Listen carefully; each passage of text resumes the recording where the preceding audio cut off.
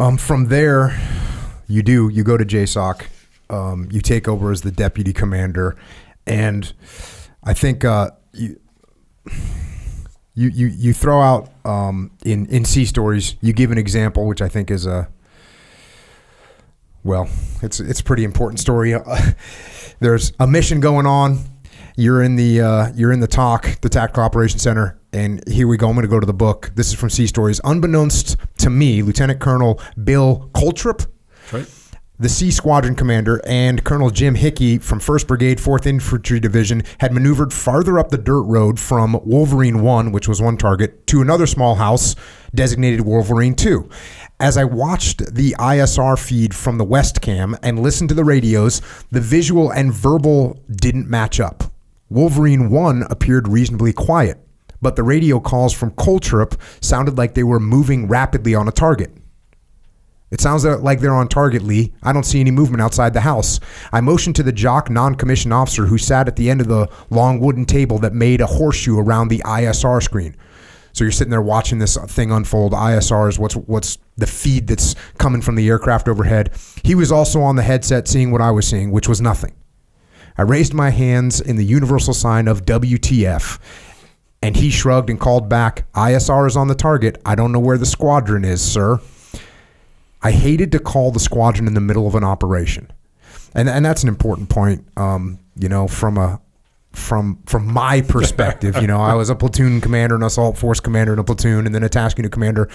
And the fact that you weren't jumping on there, hey, where are you at? What's going on? Is I'd say if you've got a boss, you've got at least a 50% chance of a boss that wants to know exactly where you are at all time, and it's not fun, and it doesn't help. And so here you are. You say, I hated to call the squadron in the middle of an operation. It's the last thing any tactical guy on the ground wants, a call from his boss, sitting warm and comfortable in a jock 50 miles away from the action. Still, it was our responsibility to manage the quick reaction force and the medical evacuation if something went wrong on target. That was hard to do if you didn't have good situational awareness of the mission. And the truth was, I was curious as to whether this new lead was panning out. So they were tracking a lead. Somewhat reluctantly, I pushed the talk button and reached out to Coltrip. Bill, are you on target? Yes, sir, Coltrip responded somewhat excitedly. We don't see you on ISR. There was a pause on Coltrip's end. Sir, we are on Wolverine 2, just down the road from the original target, and we have jackpot. Jackpot. Jackpot was the code word, meaning they had captured the objective. At first, I assumed Coltrip meant Case. Is that who you were looking for? But suddenly it occurred to me that the tone of Coltrip's voice indicated something more significant. Jackpot? Do you mean little jackpot or big jackpot? Big jackpot, Coltrip answered. And going, as this goes forward, big jackpot was Saddam. Right. So these guys had just captured Saddam. And I was in Iraq at the time.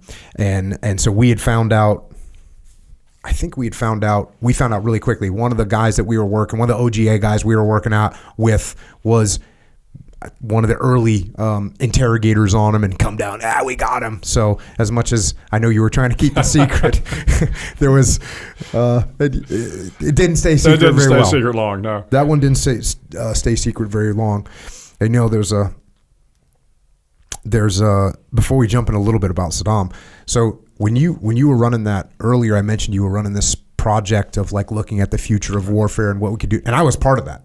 So and there was like 5 of us, and you were basically taking us and sending us to all these very cool, probably some of the best schools I ever went to. I went to lock picking and car stealing and just all these really cool schools to get us prepared to do, like you said, operations from a totally different perspective. And I remember I sat through your brief a couple times, and you would brief, some senior officers, and you'd say, hey, listen, in the SEAL teams, we do direct action, but we have TLAMs now. And so do we really need to do direct shot, or are we really going to have to do direct action missions when we've got TLAMs? And we've got another thing we do is special reconnaissance. Well, are we really going to need to do special reconnaissance when we've got satellites and we've got, UAV capabilities that are coming on board? And I remember, like I said, I was a young guy and thinking, okay, well, I need to transfer to this new format. We're not going to do direct action anymore. I think the next time I saw you, I was in Baghdad. You came down to Camp Jenny Posey where I was jocked up, literally about to go out on my 50th or whatever direct action mission, and I thought it was funny. I kind of smiled to myself, said, "Well, looks like we're still doing it. Looks like we're still doing it, sir." But this mission got Saddam, and then, man, you do it's a very interesting perspective. I mean, how crazy is it to sit here and talk to you?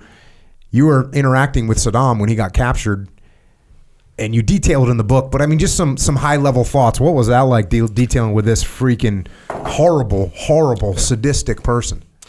Yeah, it was very interesting because when we first captured him, I mean, he was pompous, he was arrogant. When Bill Coulter called back and said, "Hey, we got a big jackpot." Good, to your point, you had asked about Case. So Case was the guy we were the facilitator. So we were trying to get the facilitator who we thought was going to lead us to Saddam. Well, they had gotten Case, and then Case had kind of pointed them towards Saddam, and they opened the spider hole. You've seen the picture.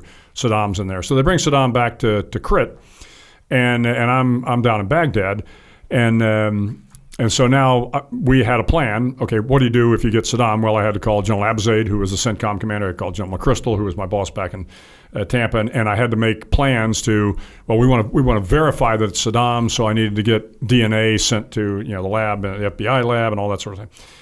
But as all this is happening, the JTF commander, General Rick Sanchez, I get the word. General Sanchez is outside the JOC. I was like, what? I mean, he was the big guy in Iraq at the time, 3-star at the time. And so bring him on in. So Sanchez comes in, sits down beside me and says, Bill, I understand you got Saddam. I said, hey, sir, I do not know that yet. I'm not going to call jackpot until I can see it, till we can verify it. You know how this goes. There were a lot of times we had captured guys who we thought had the right name. The Cunyas were different. The people were different. You call jackpot, then you're embarrassed 24 hours later when it's not the right guy. And he says, hey, no, I heard through OGA that you got him. I said, well, sir, he'll be down here in 30 minutes. You can see for yourself. I think we both just spotted the leak, huh? So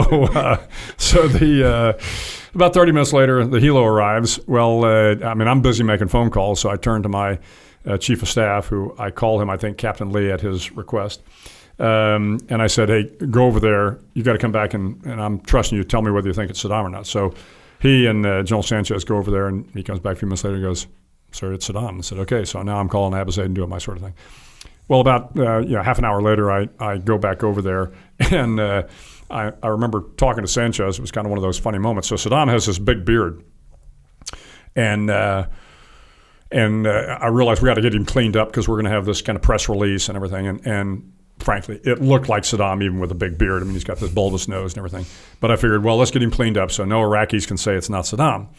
So I turned to one of the guys and said, okay, let's get him shaved and get him cleaned up, and then we'll take a picture, and then we'll be able to compare the. So as I'm saying, Sanchez turns to me and says, I don't know, Bill, do we have the authority to shave him? I said, sir, we had the authority to kill him if he was, if he was trying to get us. I think we got the authority to shave him. We both kind of laughed.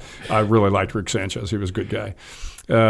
So I go off, make some more phone calls. I come back, assuming that what had happened was some ranger or somebody had gotten the shears and was kind of cleaning Saddam. But why come back? Saddam's got a pair of scissors in his hand, and he's clipping his own beard. I'm like, no, let me have those scissors.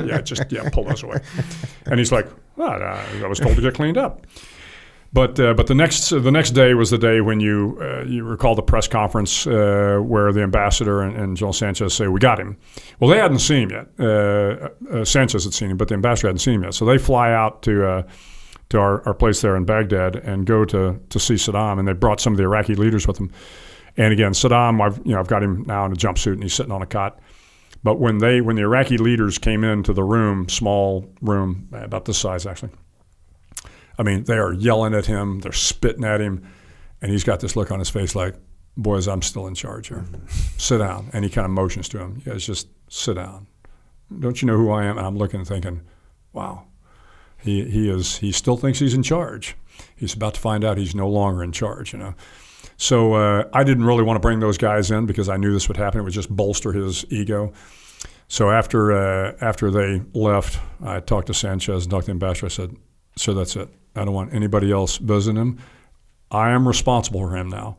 And call General Abizaid. He will tell you I'm responsible for him. So here's what I'm telling you: nobody else visits him. I will take good care of him, but I don't want him, feeling like he's somebody important." So for the next 30 days, I held on to him. And in the room, I had an officer and a security guy and a medic or a doctor at all times with him because he was 67 years old and he had all sorts of health problems. But it was interesting to watch as the days and weeks went on, and he no longer had his palaces, and he no longer had his generals, and he no longer had his handmaidens. He really just became a pathetic old man. And every time I'd come in, I'd go check on him every day. He'd always stand up to want to talk to me. I would say, no. And I wouldn't talk to him, and it made him mad. And he would talk to the rangers and the doc, and I told him, I said, I don't want anybody saying a word to him. And he would always ask about El Jefe. El Jefe. And, of course, I came in, I made sure my stars weren't on and my name tag wasn't on. But he knew who I was. Just by, you come in. So 30 days into it, it was time to move him. And I was really hoping that by this time, the insurgency had kind of blossomed. He didn't know that, of course. And I thought, well, let's see if I can get him to tell the insurgents to stand down. So we had a plan, brought my translator in. And, of course, I knew what his answers would be, but I figured I got nothing to lose here. So I sat down with him, and I said, look, the war's over here. The Americans have come in. And he just kind of nodded, and I said, but your people are still dying. And, you can do one of two things. You can become Benito Mussolini and be the petty dictator, or you can do right by your country. Now, it's not going to end well for you. You got to know that. But tell them to lay down their arms so we're not killing any more Iraqis. And I knew he'd ask me the question that I thought he would ask. He said, if it was you, would you do it? And I said, look, if it was for the best part of my country, I'd do what it took to save my country. And he looks at me and goes, I don't think so. in Arabic, but it was I knew what he meant. And then I said to him, okay, you're not going to see me again. We're moving you. And he was like, because we'd been taking pretty good care of him. And he was like, uh-oh, this is not a good idea. And so then he starts to get a little talkative. I said, no, time's done. And so that night, under cover of darkness, we moved him to some military police, and they held on to him until the trial. But watching him and his behavior and how it changed when he no longer felt he was in a position of power was, I think, important to realize, that's what you do. Your book back on bullies. At the end of the day, you stand up to the bullies, and if all they had was the trappings around them, they're not the kind of people that are going to be able to stand up to you for very long. And, he was a function of the generals that supported him and all of the trappings. And when you took that away, he was just a bully.